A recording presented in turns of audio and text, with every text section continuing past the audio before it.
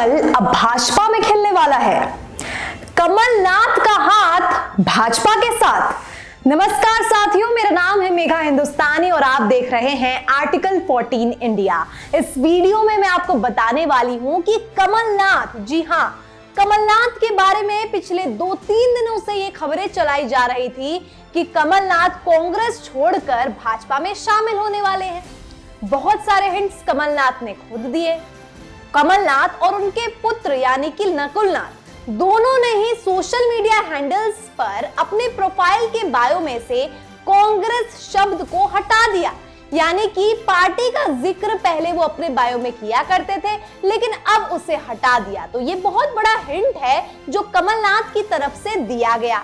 इसके साथ साथ पार्टी के बहुत सारे लोगों ने अपने अपने दावे भी पेश किए। कुछ लोगों का कहना था कि कमलनाथ अभी भी कांग्रेस के साथ इंटैक्ट है, तो भारतीय जनता पार्टी के वो विधायक, वो सांसद जो पहले कीचड़ उछालने का काम करते थे कमलनाथ पे, वो कमलनाथ की तारीफों की पुल बांध रहे हैं।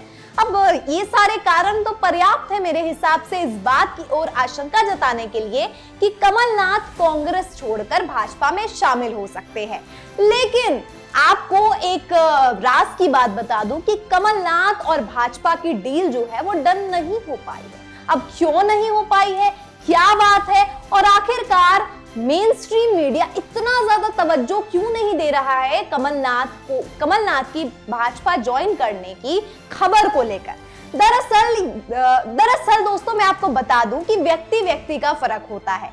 कमलनाथ और नीतीश कुमार में काफी अंतर है। अब नीतीश कुमार ठहरे अपने आप में ही पलटू राम, कभी जो है वो जेडीयू से भाजपा में शामिल हो जाते हैं, तो कभी जेडीयू से जो है वो आरजेडी के साथ गठबंधन में आ जाते हैं। लेकिन हमें ये फितरत तो पता है नीतीश कुमार की। अब नीतीश कुमार भी करे तो करे क्या, उनकी पार्टी जिसके साथ भी गठबंधन करती है वहां पर जहां भी उन्हें फायदा लगता है, और नीतीश कुमार की अपने व्यक्तित्व का और साथ ही साथ उनकी पार्टी जेडीयू का राजनीति में काफी ज्यादा महत्व है। और केवल बिहार की राजनीति में नहीं बल्कि लोकसभा चुनाव में भी उनके सीट्स का काफी असर पड़ता है, क्योंकि उत्तर प्रदेश और बिहार जो है वो लोकसभा चुनाव का हॉटस्पॉट रहता है।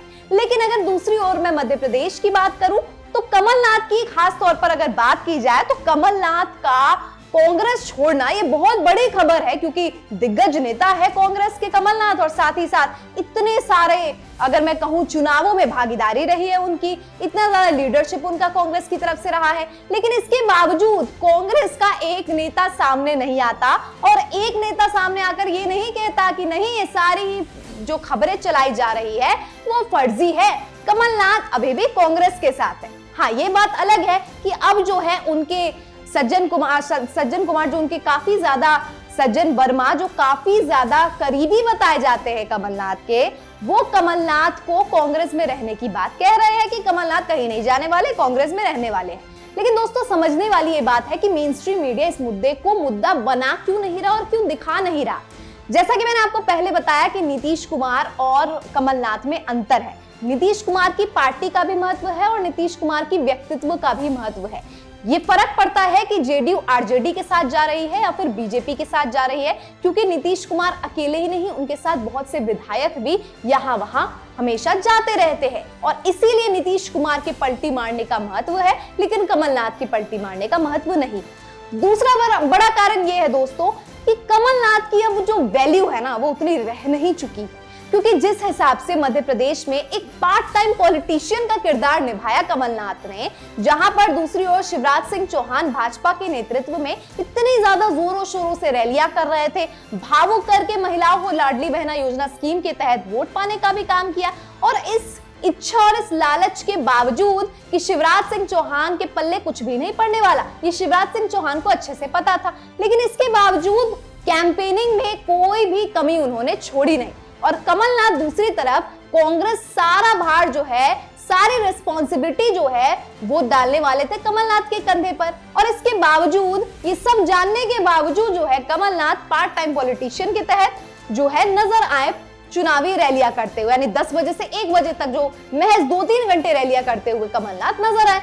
अब जाहिर तौर पर ऐसे में लाडली बहनों के मामा जी जो है, उनको जो है शिवराज सिंह चौहान को इतना ज्यादा प्यार मिला, और यही कारण है कि मध्य प्रदेश में भाजपा विजयी हो जाती है और कमलनाथ कांग्रेस के नेतृत्व में हार जाते हैं। अब क्योंकि कमलनाथ की अगर मैं बात करूं तो उनका वट उतना रहा नहीं है मध्य प्रदेश में, तो कांग्रेस को ज्यादा कुछ फर्क भी नहीं पड़ रहा। और यही कारण है कि सोनिया गांधी ने, राहुल गांधी ने, किसी भी बड़े नेता ने इस मुद्दे पर कि क्या कमलनाथ जो है वो भाजपा में ज्वाइन कर जाएंगे, इसको लेकर कोई भी बात नहीं कही।